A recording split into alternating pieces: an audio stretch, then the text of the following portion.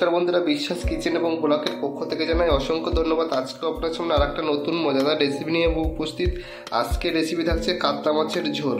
তো কাতলা মাছের ঝোল কীভাবে তৈরি করবেন সম্পূর্ণ ভিডিওটা স্কিপ না করে দেখতে থাকুন। চলুন লেট না করে ভিডিওটা শুরু করা যাক। প্রথমে কিন্তু আমি মাছটা ফ্রিজ থেকে বের করব।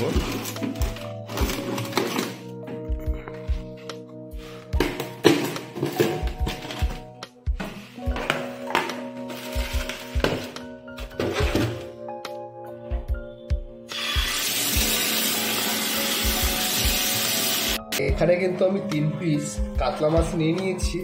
এই মাছটাকে প্রথমে একটু লবণ এবং হলুদ দিয়ে ম্যারিনেট করে নেব। মাছের সাইজটা দেখছো বন্ধুরা, বড় সাইজের মাছ 3 পিস নিয়েছি মাছ। প্রথমে লবণ আর হলুদ দিয়ে হাত দিয়েই আমি আস্তে আস্তে করে ভালো করে ম্যারিনেট করে নেব।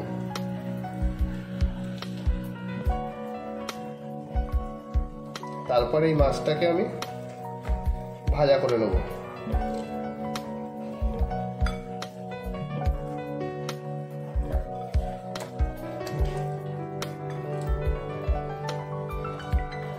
ম্যারিনেট হয়ে গেছে বন্ধুরা, এটাকে 1 থেকে 2 মিনিট একটু রেখে দেবো। তারপরে এটাকে আমি ভাজা শুরু করব। বন্ধুরা আমি কিন্তু একটা স্টিম বসিয়ে দিয়েছি আর তেলও দিয়ে দিয়েছি। আপনারা কিন্তু সরষের তেলেই মাছটা ভাজবেন। তেল কিন্তু গরম হয়ে যাচ্ছে, দেখতেই পাচ্ছ। তো এই গরম তেলে আমি এবার মাছগুলো কিন্তু আস্তে আস্তে দিয়ে দেবো। আর এবার কিন্তু আমি স্টিমটা একটু ফ্লেমটা লো করে দেবো। এখন হাই ফ্লেমে ছিল, তেল যেহেতু গরম হয়ে গেছে। আর আমি কিন্তু এই স্টিমে আজকে মাছটা ভাজা করবো, কারণ এটা খুব কম সময়ে তাড়াতাড়ি ভাজা হয়ে যায়। সেই কারণে আমি ছোটো স্টিমটা নিয়েছি, যেহেতু আমার মাছ কম। তো মাছটা ভাজা হয়ে গেলে আবার আপনাদের সামনে আসছি। বন্ধুরা মাছ কিন্তু আমার ভাজা হয়ে গেছে, দেখতে পাচ্ছি একটু লাল লাল করে ভাজা করে নিয়েছি। মাছটা কিন্তু আমি এবার একটা বাটিতে তুলে নেব। আর এই যে তেল দেখতে পাচ্ছ, এই তেলেই আমি একটা আলু কেটে নিয়েছিলাম, সেই আলুটা কিন্তু এই তেলেই ভাজা করে নেব। তাহলে আমার আর অন্যভাবে এক্সট্রা ভাজতে আর শর্ট টাইমে হয়ে যাবে। এইভাবে দিয়ে দিলাম। মোটামুটি 2-3 মিনিট ভাজা করলে হয়ে যাবে। অপর সাইডে আমি কিছু মশলা নিয়ে নিয়েছি। এখানে 3টে মিডিয়াম সাইজের পেঁয়াজ কুচি করে নিয়েছি, একটা রসুন ছাড়িয়ে নিয়েছি, 1 টুকরো আদা নিয়ে নিয়েছি, 4-5টা কাঁচা লঙ্কা নিয়েছি, একটু গোলমরিচ নিয়েছি, 2টো তেজপাতা, একটু দারুচিনি, এলাচ, লবঙ্গ। আমি এখানে রসুন, আদা আর কাঁচা লঙ্কার গোলমরিচটা কিন্তু আমি একসাথে একটু পেস্ট করে নেব। তারপর আপনাদের সামনে আসছি। আলু কিন্তু আমার ভাজা হয়ে গেছে, দেখতে পাচ্ছ পুরো পারফেক্ট ভাজা হয়ে গেছে। তো আলুটাও আমি এবার তুলে নেব।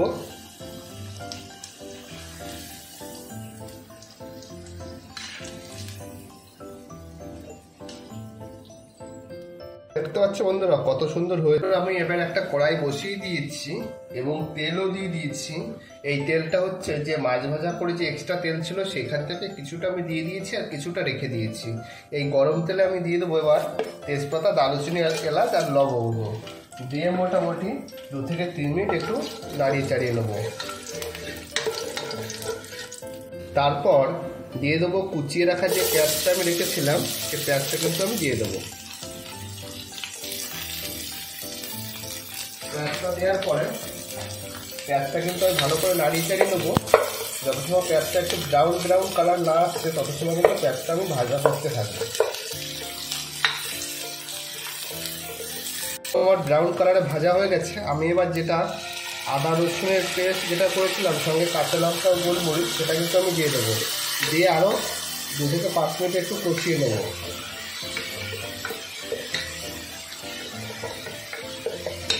মশলা কিন্তু প্রায় আমার ভাজা হয়ে গেছে। তো আমি এখানে এবার কিছু গুঁড়ো মশলা অ্যাড করব। এখানে দিয়ে দেবো 1/2 চামচ হলুদ, 1 চামচ লবণ, আর একটু কালারের জন্য একটু কাশ্মীরি মির্চি দিয়ে দেবো 1 চামচ, আর দিয়ে দেবো একটু জিরে পাউডার, আর দিয়ে দেবো একটু ধনিয়া পাউডার। দিয়ে মোটামুটি আর একটু আমি কষিয়ে নেব 2 থেকে 4 মিনিট মিডিয়াম টু লো ফ্লেমে। মশলা কিন্তু আমার কষানো কমপ্লিট। তো আমি এখানে এবার দিয়ে দেবো যে আগে থাকতে আলু ভাজা করে গেছিলাম, সেই আলু কিন্তু আমি দিয়ে দেবো। দিয়ে একটু নাড়িয়ে চাড়িয়ে এখানে তারপর জল দিয়ে দেবো। জলটা ফুটে উঠলে তারপরে আমি মাছগুলো দিয়ে দেবো।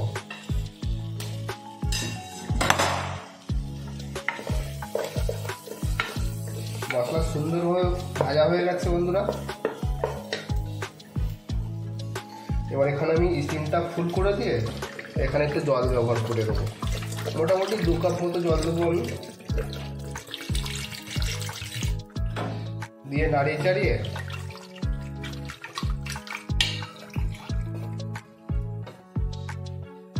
এটা ঢাকা দিয়ে দেবো। জলটা ফুটে উঠলে তারপর মাছটা দেবো। আমার কিন্তু ফুটে গেছে ঝোলটা। তো আমি এখানে এবার মাছটা কিন্তু দিয়ে দেবো। মাছটা দিয়ে আরও 2 থেকে 4 মিনিট ভালো করে ফুটিয়ে নেব। ফুটিয়ে নিলেই আমার আজকের রেসিপি কমপ্লিট।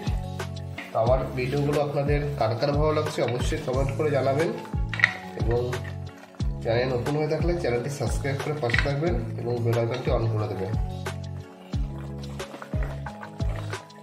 এটাকে আমি এবার ঢাকা দিয়ে দেবো। মাছ কিন্তু আমার হয়ে গেছে। তো লাস্টে এখানে কি করব, আমি একটু ধনেপাতা দিয়ে দেবো।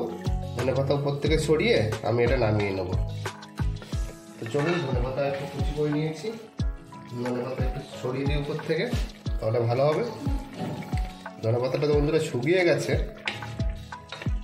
আর এই সময় ধনেপাতা পাওয়া খুবই কষ্টকর, সচরাচর পাওয়া যায় না। তো আমি এটাকে এবার একটা বাটিতে সার্ভ করে নেবো। আজকে রেসিপি আমার কমপ্লিট। দেখতেই পাচ্ছ কত সুন্দর হয়েছে। চলুন আজকের মতো ভিডিওটা এই পর্যন্ত। আবার দেখা হচ্ছে অন্য কোনো নতুন ভিডিওতে। চলুন টাটা, বাই বাই।